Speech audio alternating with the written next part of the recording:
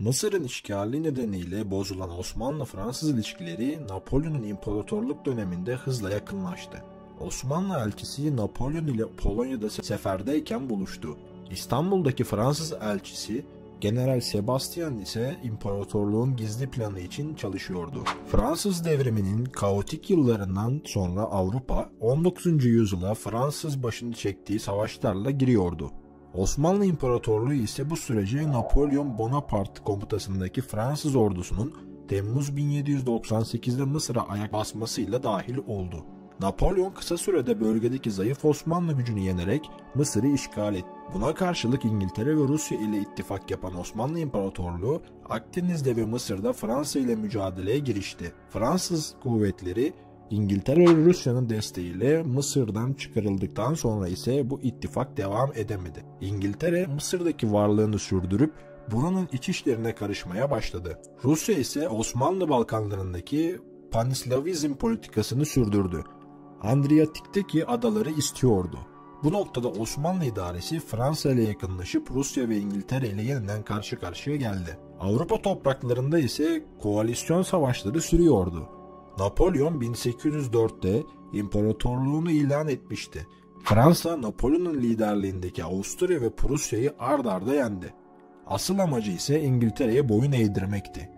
Bunun için İngiltere'nin müttefiki Rusya'yı kendi tarafına çekmek istiyordu. Fransız diplomatlar Rusların Balkan Yarımadası'nı ele geçireceği konusunda Osmanlı İmparatorluğu'nu korkuttu. Napolyon 1806 yılında Rusya ile savaşa giren Osmanlı ve kendi coğrafyasındaki ana düşmanı Rusya olan İran'ı yanına alacak bir planı uygulamaya koydu. Önce Rusya'yı yenecek, ardından Osmanlı ve İran'la anlaşma kozunu kullanarak Rusya ile İngiltere'ye karşı ittifak yapacaktı. Bu süreçte Napolyon'un Dışişleri Bakanı Talleyrand ve İstanbul'daki elçisi Horesa Sebastian'ın etkisi büyük oldu.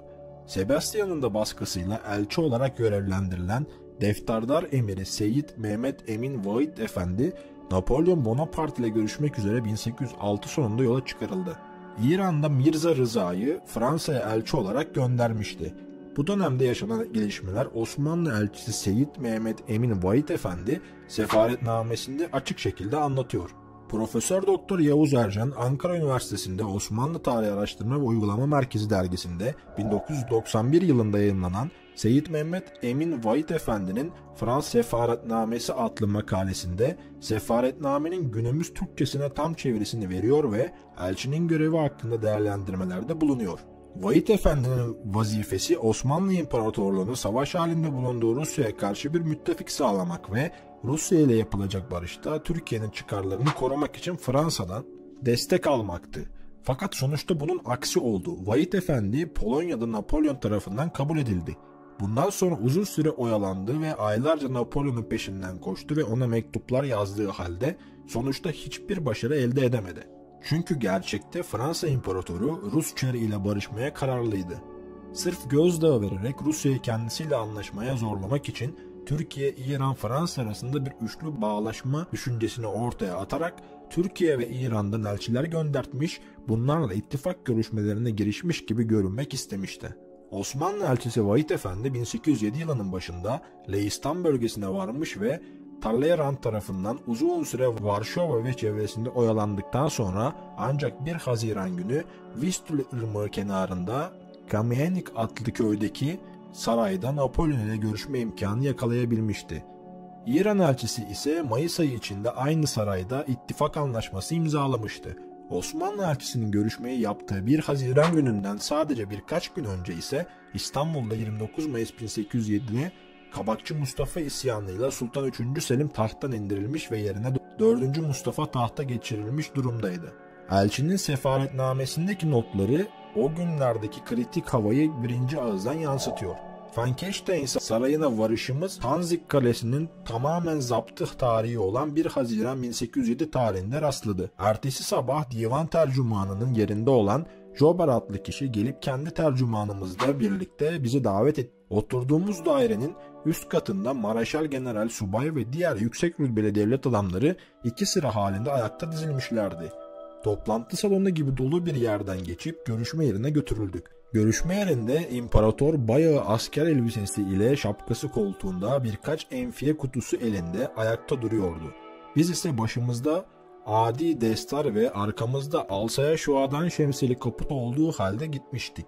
Gerekli selam ve saygıyı göstermek üzere hareketsiz yiğitçe durduğu sırada güya imparator başka bir yerde tahtında olup bu yalnızca duran adam yakınlarından bir kimse olmak zannıyla gerekli selam ve saygıyı gösteremediğimi tercüman Jobert bakarak ima ettikten sonra Fransa ile Osmanlı Devleti arasında var olan sevgi ve anlaşmanın tekitini gerektiren sebepleri elde etmek için elçilikle görevlendirildiğimi söyledim ve yanımda getirdiğim padişahın özel fermanını imparatorun eline verdim.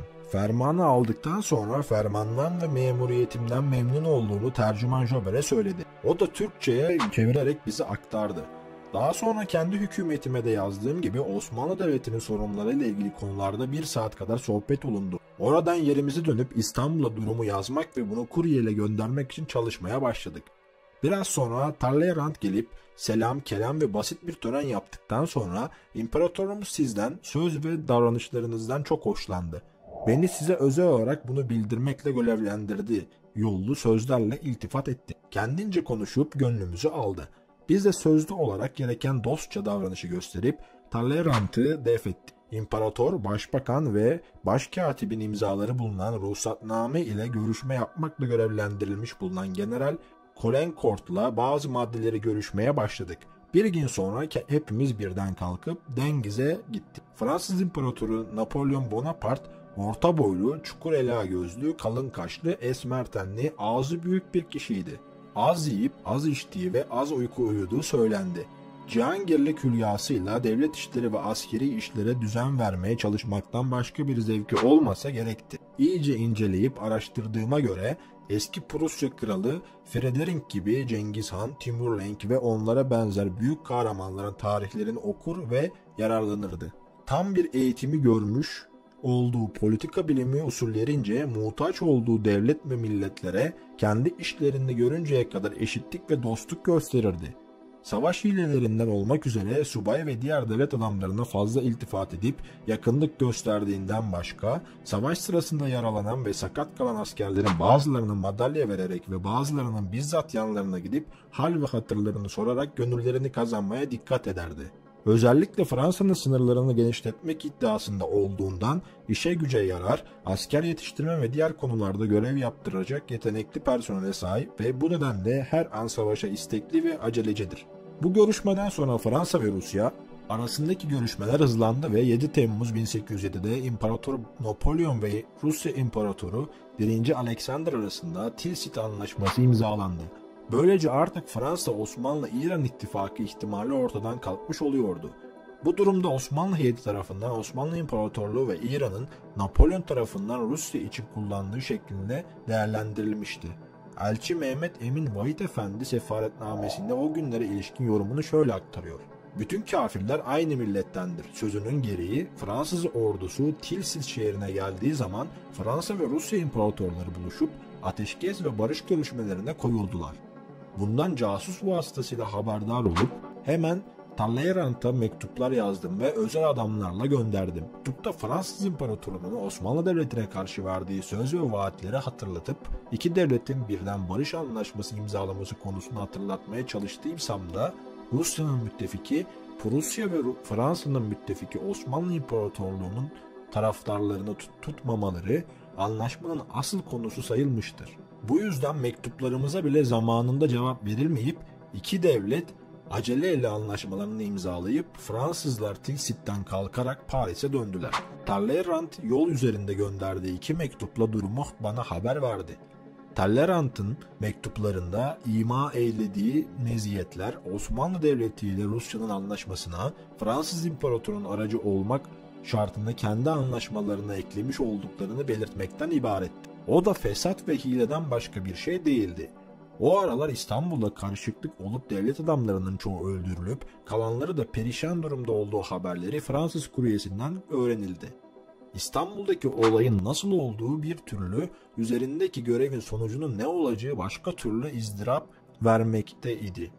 Rusya ile yaptıkları anlaşmadan önce gece gündüz birlikte olduğumuz ve sohbetler ettiğimiz Fransız devlet adamları anlaşmadan sonra tarafımızdan yan çizip yüz çevirdiler. Bu gelişmelerden sonra Elçi Vahit Efendi yeni sultanın özel fermanını teslim etmek üzere Ekim 1807'de Paris'e geçti ve son kez Napolyon ile görüştü. Son görüşmeyi şöyle aktarıyor. Yeni Başbakan Champagny tarafından gönderilen davetiye ile tercümanımızı da yanımıza alıp o gün arabamıza binerek saraya ulaştık. Elçilerin toplantı odasına gittik. Elçiler ve diğer önemli misafirler karışık olarak sağ yanda karşısında ayakta durdular. Napolyon bizim hizamıza gelip hal ve hatırımızı sorduktan sonra yanımda taşıdığım fermanı vererek Padişahım Sultan Mustafa Han Hazretlerinin size olan sevgi mektuplarıdır diyerek saygı gösterdiğimde o da alıp başbakanı Champagny'e teslim etti. Davranışları işten değildi. Hemen öte yana dönüp diğerleriyle konuşmaya başladı. Sonra konuşmasını bitirdiği anda namaz kılar gibi başıyla 3 kez selam verdi. Böylece toplantı bitmiş, elçiler ve diğer görev adamları dağılmış oldu.